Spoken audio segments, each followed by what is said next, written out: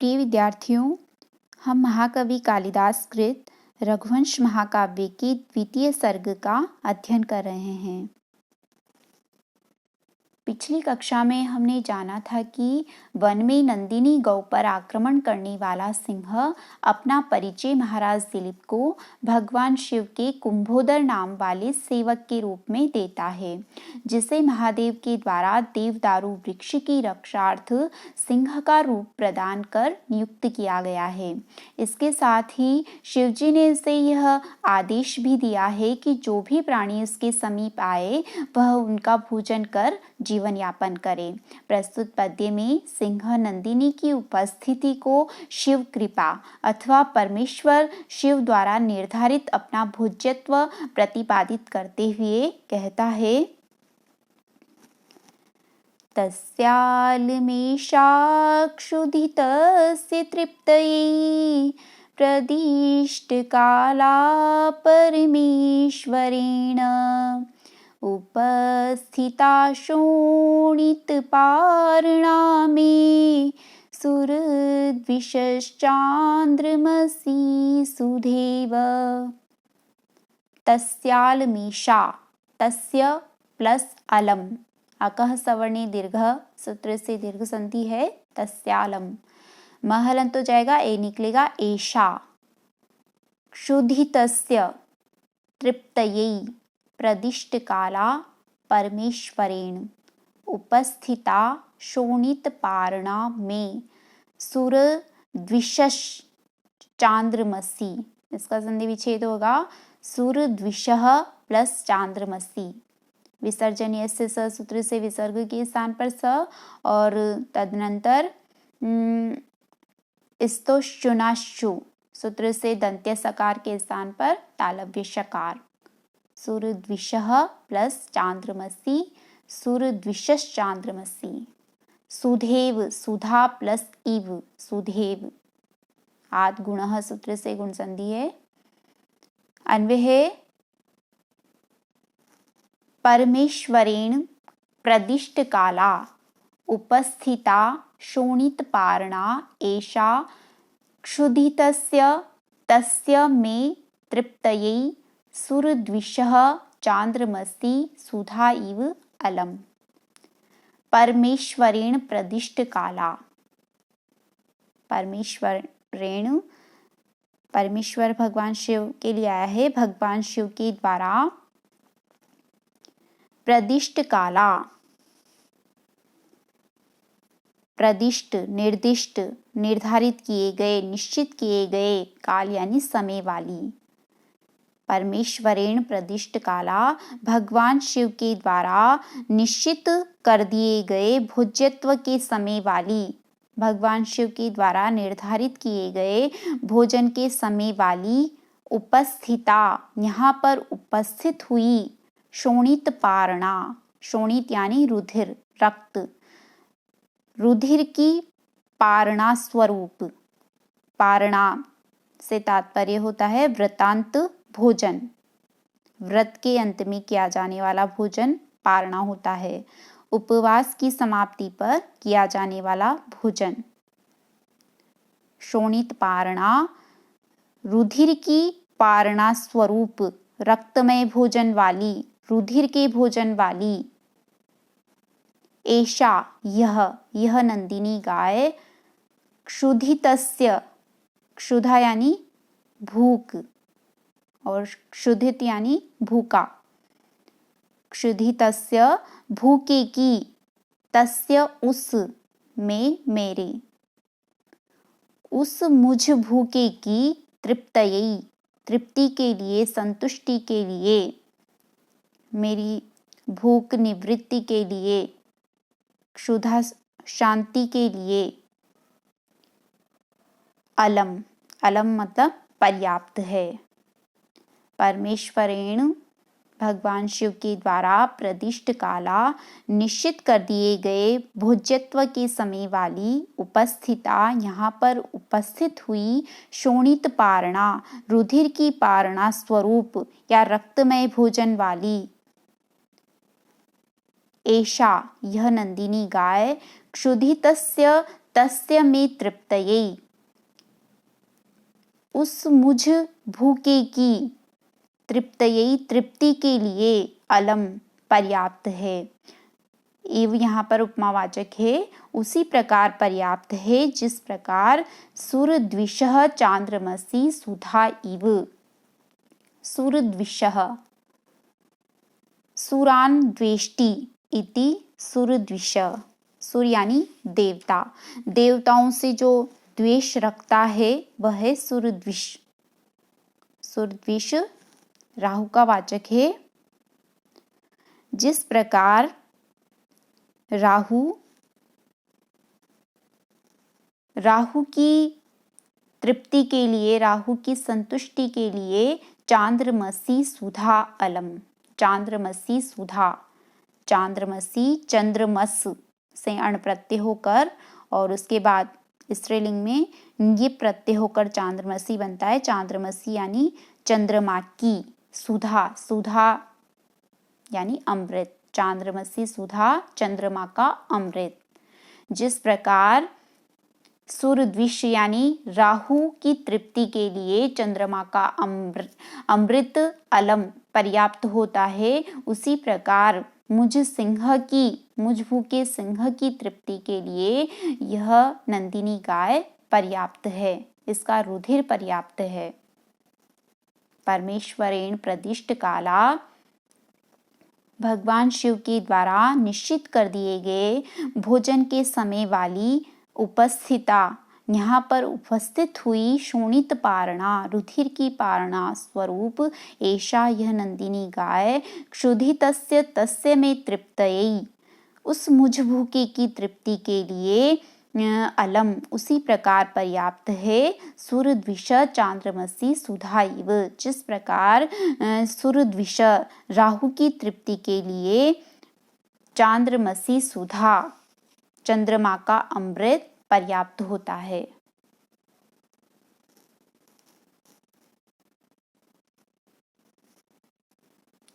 यहाँ शिव के लिए प्रयुक्त परमेश्वर पद से यह भाव अभिव्यंजित होता है कि नंदिनी गाय का सिंह के पास पहुंचना विधि का विधान था, जिसे कोई टाल नहीं सकता।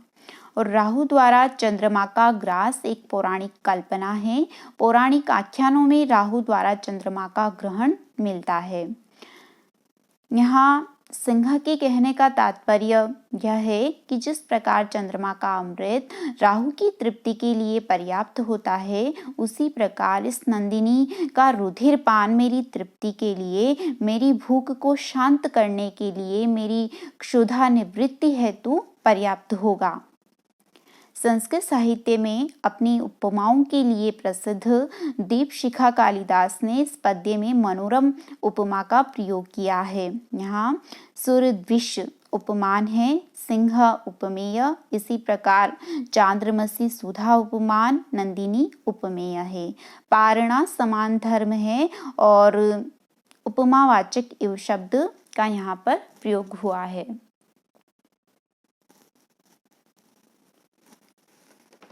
आगे सिंह राजा दिलीप से कहता है कि आप अपने गुरु महर्षि वशिष्ठ की गाय नंदिनी की रक्षा न कर सकने के कारण अपने हृदय में किसी प्रकार की लज्जा या खिन्नता का अनुभव मत कीजिए।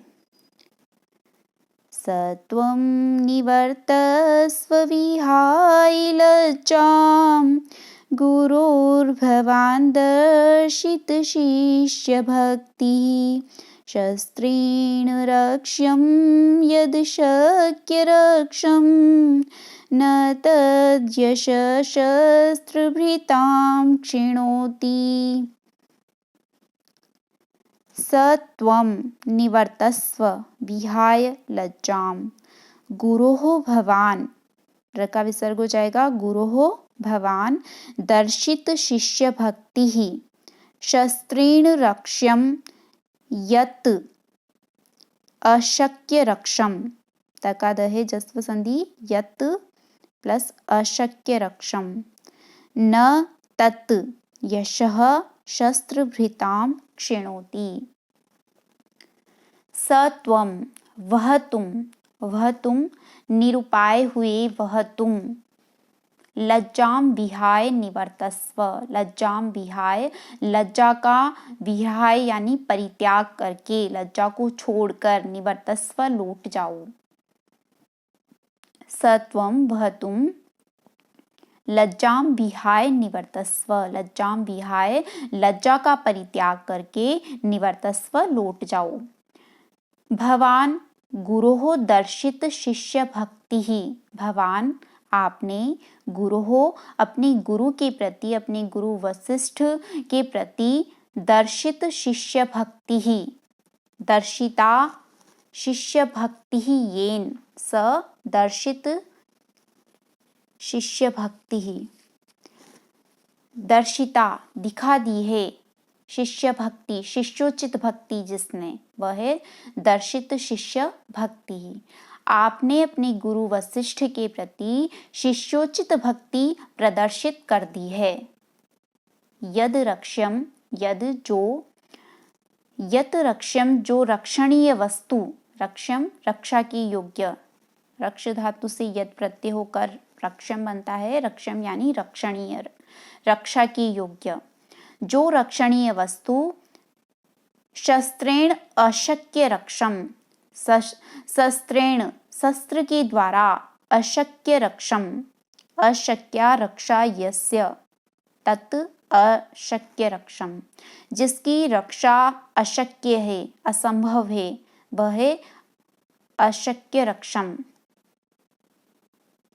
यत रक्ष्यम जो रक्षणीय वस्तु, शस्त्रेण शस्त्र के द्वारा, अशक्य रक्षम रक्षा की योग्य नहीं है, तत् वह वस्तु, शस्त्रभृताम शस्त्रभृताम शस्त्रधारी, शस्त्रम बिभर्ति इति शस्त्रभृत तेषाम शस्त्रभृताम, जो शस्त्र धारण करते हैं वह है शस्त्रभृत, शस्त्रभृताम शस्त्रधारियों के, यशः यश को, न नहीं क्षिणोति क्षीण करती है, न क्षिणोति क्षीण नहीं करती है, कम नहीं करती है, नष्ट नहीं करती है।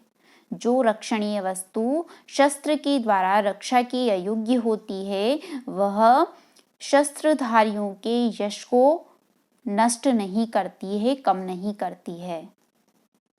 सत्वम वह तुम, निरुपाय हुए वह तुम, लज्जाम विहाय लज्जा का परित्याग करके, निवर्तस्व लौट जाओ।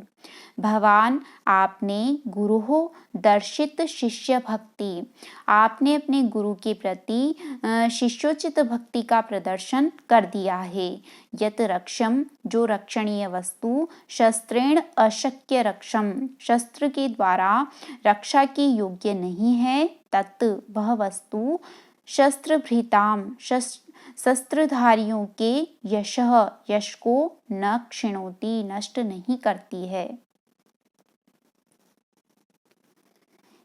इति प्रगल्भं पुरुषाधिराजो मृगाधिराजस्य वचो निशम्य प्रत्याहतास्त्रो गिरिशप्रभावादात्मन्यवज्ञां शिथिलीचकार। इति प्रगल्भं पुरुषाधिराजः मृगाधिराजस्य वचः निशम्य प्रत्याहतास्त्रः गिरिशप्रभावात् आत्मनि अवज्ञां शिथिलीचकार। अन्वये पुरुषाधिराजः मृगाधिराजस्य इति प्रगल्भं वचः निशम्य गिरिशप्रभावात् प्रत्याहतास्त्र आत्मनि अवज्ञां शिथिलीचकार। पुरुषाधिराज, पुरुषाणाम अधिराज, पुरुषाधिराज, पुरुषाधिराज महाराज दिलीप। राजा दिलीप ने मृगाधिराजस्य, मृगाणाम् अधिराज, मृगाधिराज तस्य, मृगाधिराजस्य। मृगाधिराज है सिंह, मृग यानी पशु, पशुओं का जो राजा है वह है सिंह। पुरुषाधिराज महाराज दिलीप ने मृगाधिराज सिंह के इति प्रगल्भम वचः निशम्य, इति इस प्रकार के, ऐसे, प्रगल्भम प्रगल्भ, प्रगल्भ यानी धृष्टतापूर्ण, वचः वचन को, निशम्य सुनकर, गिरीश प्रभावात, गिरीश भगवान शिव को कहते हैं गिरीश, गिरौ शेते इति गिरीशः, कैलाश पर्वत की वासी, जो कैलाश पर्वत पर शयन करते हैं वे हैं गिरीश। गिरीशः भगवान शिव के प्रभावात प्रभाव से, प्रत्याहतास्त्र अपने अस्त्र को प्रतिरुद्ध जानते हुए, प्रत्याहतम अस्त्रम यस्य स प्रत्याहतास्त्र, जिसका अस्त्र प्रत्याहत अवरुद्ध हो गया है वह है प्रत्याहतास्त्र। अपने अस्त्र को प्रतिरुद्ध जानते हुए आत्मनि स्वयं के प्रति अवज्ञाम, अवज्ञा को, तिरस्कार को, अपमान को, आत्मग्लानि को शिथिली चकार, शिथिली चकार शिथिल कर दिया, कम कर दिया। पुरुषाधिराज राजा दिलीप ने मृगाधिराजस्य सिंह के इति प्रगल्भम वचः निशम्य, ऐसे धृष्टतापूर्ण कथन को सुनकर, गिरीश प्रभावात, गिरीश भगवान शिव के प्रभावात प्रभाव से, प्रत्याहतास्त्र अपने अस्त्र को प्रतिरुद्ध जानते हुए आत्मनि स्वयं के प्रति अवज्ञाम तिरस्कार को शिथिली चकार कम कर दिया। नंदिनी गाय की रक्षा का व्रत धारण करने वाले महाराज दिलीप जब एक सिंह से उसकी रक्षा नहीं कर पाए तो उन्हें बहुत अपमान का अनुभव हुआ, किंतु जब उन्हें ज्ञात हुआ कि भगवान शिव के प्रभाव से उनका बाण अवरुद्ध हुआ है, उनकी शक्ति ईश्वरीय शक्ति से पराभूत हुई है, तो उनकी स्वयं के प्रति आत्मग्लानि कुछ कम हुई।